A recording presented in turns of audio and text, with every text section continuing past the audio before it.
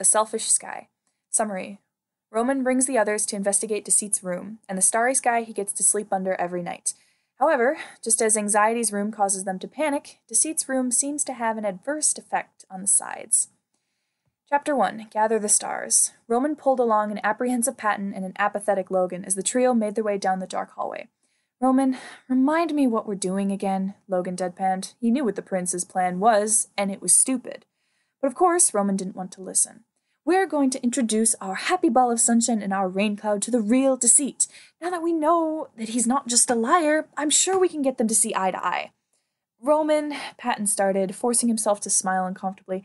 I really don't think— Virgil! Roman called in a sing-song voice, knocking on the dark wooden door they've arrived at. We've come to collect you for our latest adventure. There was a groan from inside the room. Not interested, Princey.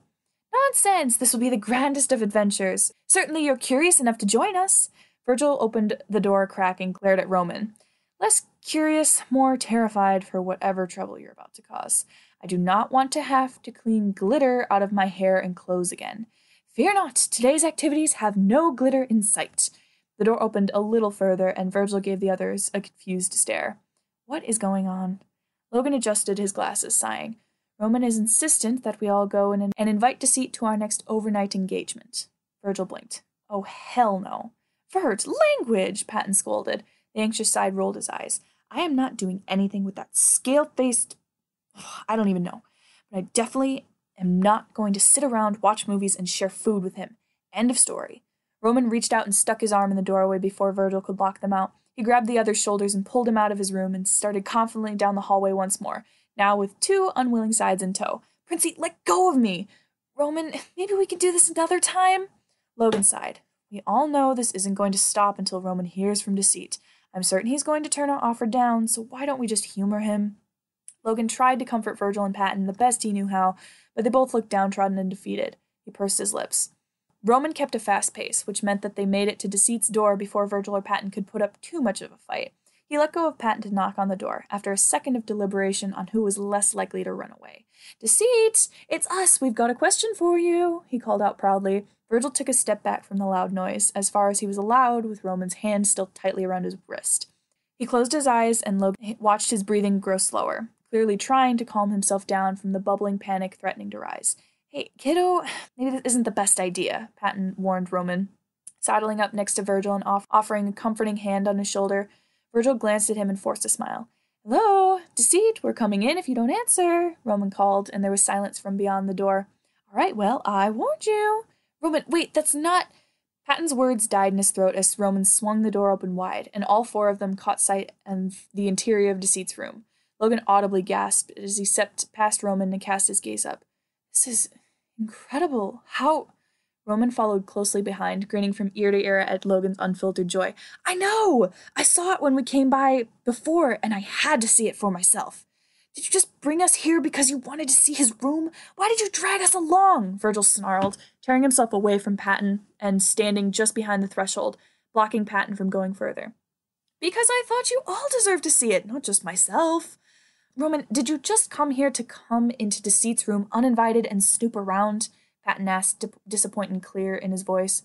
Roman paused, but quickly his attention was diverted by one of the stars floating down from the sky and hovering above him.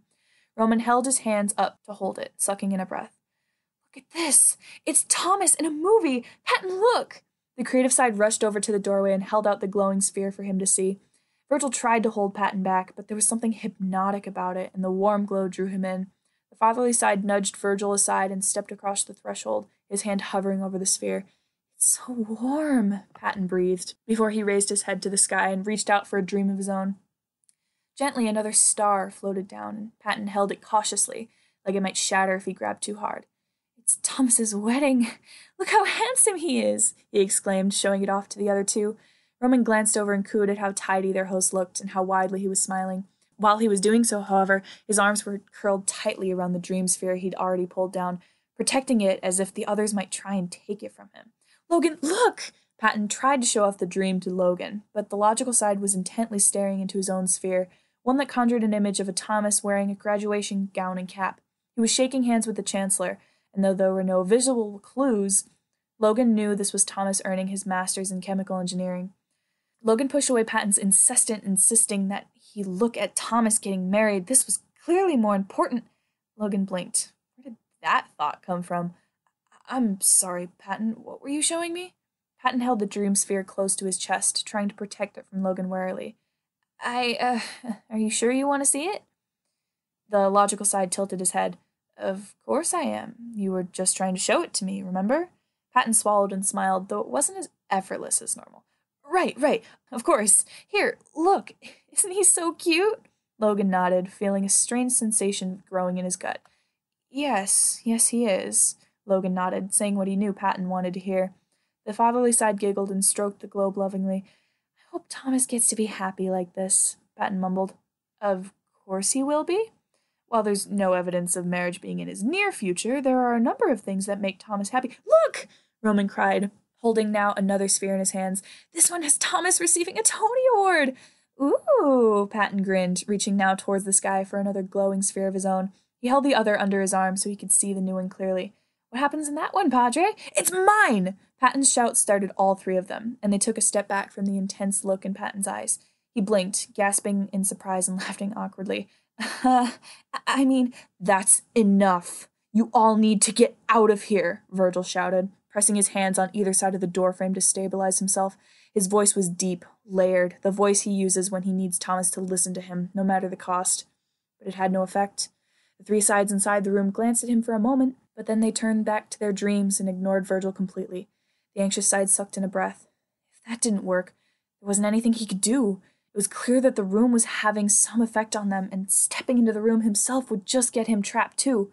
His breath started coming faster, and he held his hand over his mouth and clutched at his chest. No, this could not happen now.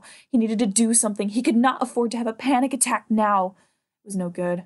Virgil sunk to his knees and was forced to watch as his friends continued to pull the glowing spheres out of the sky, hoarding them in their arms and always reaching for more.